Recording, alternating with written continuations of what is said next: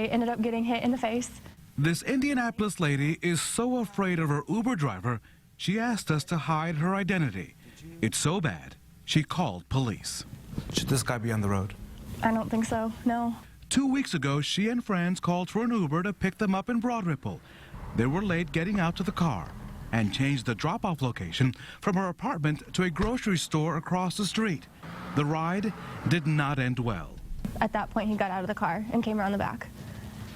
And that's when he hit me. Is there any reason in the world that anyone should strike a lady or a man in the back of a vehicle who's providing a vehicle service? No, I don't think so. Uber drivers are like cabbies. They transport people here and there, but don't face the same regulations, even though they provide a similar service.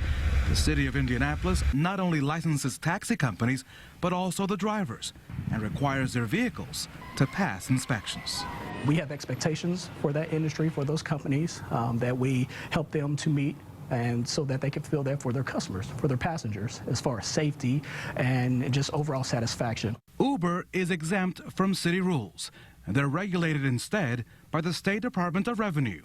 It requires disclosure of fares, specific insurance policies, and demands a zero tolerance on drugs and alcohol. But when it comes to holding drivers accountable, state law is vague. Uber drivers are not state licensed. Their vehicles are not state inspected. And there is no requirement for vehicles to display where or how you can file a complaint. No, there is no formal complaint process with the Department of Revenue. If we received a consumer complaint, we'd refer that to the Office of the Attorney General. I rode the whole way home with the window rolled down so I could breathe. Jonathan Keller is a severe asthmatic. On his way home, he complained about the cigarette smoke to his Uber driver.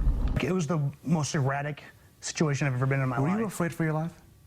I was afraid. Jonathan was dressed in his bright yellow Pokemon costume during Halloween weekend and says his driver tried to attack him outside of his home. And he's just like going like that, you know, PTSD crazy and literally about to murder me. I did not expect that. So should Uber drivers follow taxi cab rules? 100%.